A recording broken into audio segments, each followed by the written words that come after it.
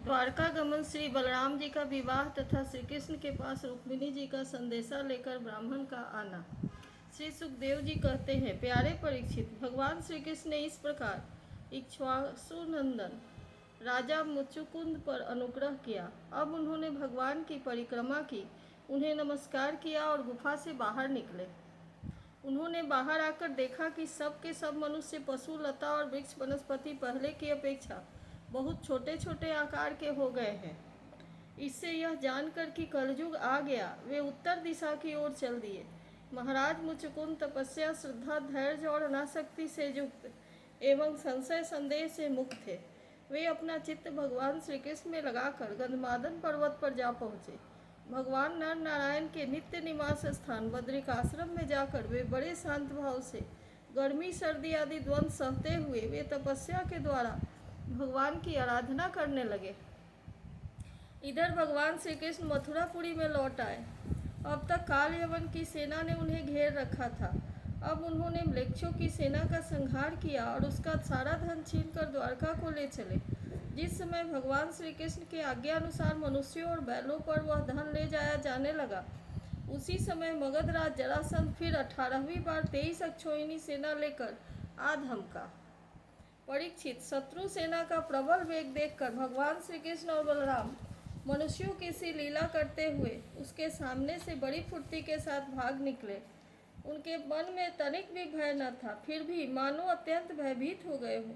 इस प्रकार का नाट्य करते हुए वह सब का सब धन वहीं छोड़कर अनेक योजनों तक वे अपने कमल दल के समान सुकोमल चरणों से ही पैदल भागते चले गए। जब महाबली मगधराज जरासंध ने देखा कि श्री कृष्ण और बलराम तो भाग रहे हैं, तब वह हंसने लगा और अपनी रथ सेना के साथ उनका पीछा करने लगा। उसे भगवान श्री कृष्ण और बलराम जी के ऐश्वर्य प्रभाव आदि का ज्ञान न था। बहुत दूर तक दौड़ने के कारण दोनों भाई कुछ थक से गए। अब वे बहुत ऊंचे प्रवर्सन पर्वत पर चढ़ गए। उस पर्वत का प्रवर्सन नाम इसलिए पड़ा था कि वहां सदा ही मेघ वर्षा किया करते थे।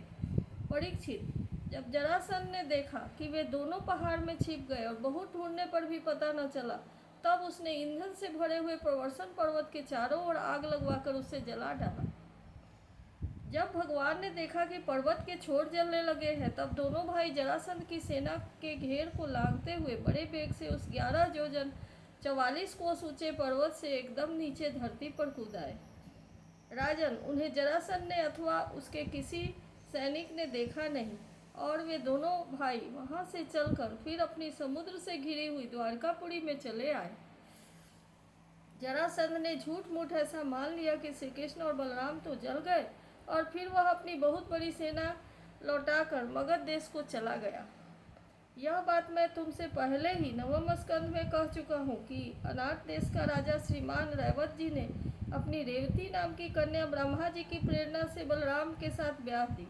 परीक्षित, भगवान श्री कृष्ण भी स्वयंवर में आए हुए शिशुपाल और उसके पक्षपाती सालवादी नरपतियों को बलपूर्वक हराकर सबके देखते देखते जैसे गरुड़ ने सुधा का हरण किया था, वैसे ही विदर्भ नरेश की राजकुमारी रुक्मिणी को हर लाए और उनसे विवाह कर लिया। रुक्मिणी जी राजा भीष्मक की कन्या एवं स्वयं भगवती लक्ष्मी का अवतार थी। राजा परीक्षित ने पूछा, भगवान, हमने सुना है कि भगवान श्री कृष्ण ने भीष्मक नंदिनी परम सुंदरनी रुक्मिणी देवी को बलपूर्वक हरण करके राक्षस विधि के साथ उनका विवाह किया था। महाराज, अब मैं यह सुनना चाहता हूँ कि परम तेजस्वी भगवान श्री कृष्ण ने जरासंध सालवादी नरपतियों को जीतकर किस प्रकार रुक्मिणी का हरण किया। ब्राह्मण से भगवान श्री कृष्ण की लीलाओं के संबंध में क्या कहना है? वे स्वयं तो पवित्र ही हैं, सारे जगत का मल धो बहाकर उसे भी पवित्र कर देने वाली है। उनमें ऐसी लोकोत्तर माधुरी है जिसे दिन रात सेवन करते रहने पर भी नित्य नया नया रस मिलता रहता है। भला ऐसा कौन रसिक, कौन मर्मज्ञ है जो उन्हें सुनकर तृप्त न हो जाए। श्री सुखदेव जी कहते हैं, परीक्षित, महाराज भीष्मक विदर्भ नरेश के अधिपति थे। उनके 5 पुत्र और एक सुंदरी कन्या थी। सबसे बड़े पुत्र का नाम रुक्मी और 4 छोटे थे जिसके नाम क्रमशः रुक्मरथ, रुक्मबाहु, रुक्मेश और रुक्ममाली। इनकी बहन थी सती रुक्मिणी। जब उसने भगवान श्री कृष्ण के सौंदर्य, पराक्रम, गुण और वैभव की प्रशंसा सुनी, तो उसके महल में आने वाले अतिथि प्रायः गाया ही करते थे। तब उसने यही निश्चय किया कि भगवान श्री कृष्ण ही मेरे अनुरूप पति है। भगवान श्री कृष्ण भी समझते थे कि रुक्मिणी में बड़े सुंदर सुंदर लक्षण हैं। वह परम बुद्धिमती है, उदारता, सौंदर्य, शील, स्वभाव और गुणों में भी अद्वितीय है। इसलिए रुक्मिणी ही मेरे अनुरूप पत्नी है। अतः भगवान ने रुक्मिणी जी से विवाह करने का निश्चय किया। रुक्मिणी जी के भाई बंधु भी चाहते थे कि हमारी बहन का विवाह श्री कृष्ण से ही हो, परंतु रुक्मी श्री कृष्ण से बड़ा द्वेष रखता था। उसने उन्हें विवाह करने से रोक दिया और शिशुपाल को ही अपनी बहन के योग्य वर समझा। जब परम सुंदरी रुक्मिणी को यह मालूम हुआ कि मेरा भाई रुक्मी शिशुपाल के साथ मेरा विवाह कराना चाहता है, तब वे बहुत उदास हो गई। उन्होंने बहुत कुछ सोच विचार कर एक विश्वास पात्र ब्राह्मण को तुरंत श्री कृष्ण के पास भेजा। जब वे ब्राह्मण देवता द्वारकापुरी में पहुंचे, तब द्वारपाल उन्हें राजमहल के भीतर ले गए। वहां जाकर ब्राह्मण देवता ने देखा कि आदि पुरुष भगवान श्री कृष्ण सोने के सिंहासन पर विराजमान है। ब्राह्मणों के परम भक्त भगवान श्री कृष्ण उन ब्राह्मण देवता को देखते ही अपने आसन से नीचे उतर आए और उन्हें अपने आसन पर बैठाकर वैसी ही पूजा की जैसे देवता लोग उनकी भगवान की किया करते हैं। आदर सत्कार कुशल प्रश्न के अनंतर जब ब्राह्मण देवता खा पी चुके, आराम विश्राम कर चुके, तब संतों के परम आश्रय भगवान श्री कृष्ण उनके पास गए और अपने कोमल हाथों से उनके पैर सहलाते हुए बड़े शांत भाव से पूछने लगे, ब्राह्मण शिरोमणि, आपका चित्त तो सदा सर्वदा संतुष्ट रहता है ना? आपको अपने पूर्व पुरुषों द्वारा स्वीकृत धर्म का पालन करने में कोई कठिनाई तो नहीं है? ब्राह्मण यदि जो कुछ मिल जाए उसी में संतुष्ट रहे और अपने धर्म का पालन करे, उससे च्युत न हो, तो वह संतोष ही उसकी सारी कामनाएं पूर्ण कर देता है। यदि इंद्र का पद पाकर भी किसी को संतोष न हो, तो उसे सुख के लिए एक लोक से दूसरे लोक में बार बार भटकना पड़ेगा। वह कहीं भी शांति से बैठ नहीं सकेगा। परंतु जिसके पास तनिक भी संग्रह परिग्रह नहीं है और जो उसी अवस्था में संतुष्ट है, वह सब प्रकार से संताप रहित होकर सुख की नींद सोता है। जो स्वयं प्राप्त हुई वस्तु से संतोष कर लेते हैं, जिनका स्वभाव बड़ा ही मधुर है और जो समस्त प्राणियों के परम हितैषी, अहंकार रहित और शांत है, उन ब्राह्मणों को मैं सदा सिर झुकाकर नमस्कार करता हूँ। ब्राह्मण देवता, राजा की ओर से तो आप लोगों को सब प्रकार की सुविधा है ना? जिसके राज्य में प्रजा का अच्छी तरह पालन होता है और वह आनंद से रहती है, वह राजा मुझे बहुत ही प्रिय है। ब्राह्मण देवता, आप कहाँ से, किस हेतु से और किस अभिलाषा से इतना कठिन मार्ग तय करके यहाँ पधारे हैं?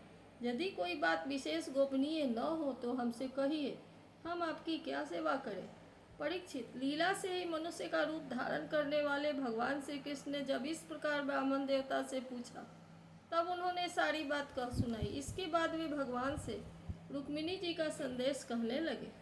रुक्मिणी जी ने कहा है, त्रिभुवन सुंदर, आपके गुणों को जो सुनने वालों के कानों के रास्ते हृदय में प्रवेश करके एक एक अंग के ताप, जन्म जन्म की जलन बुझा देते हैं, तथा अपने रूप सौंदर्य को जो नेत्र वाले जीवों को नेत्र के लिए धर्म, अर्थ, काम, मोक्ष चारों पुरुषार्थों के फल एवं स्वार्थ परमार्थ सब कुछ है, श्रवण के प्यारे अच्युत, मेरा चित्त लज्जा, शर्म और सब कुछ छोड़कर आप में ही प्रवेश कर रहा है।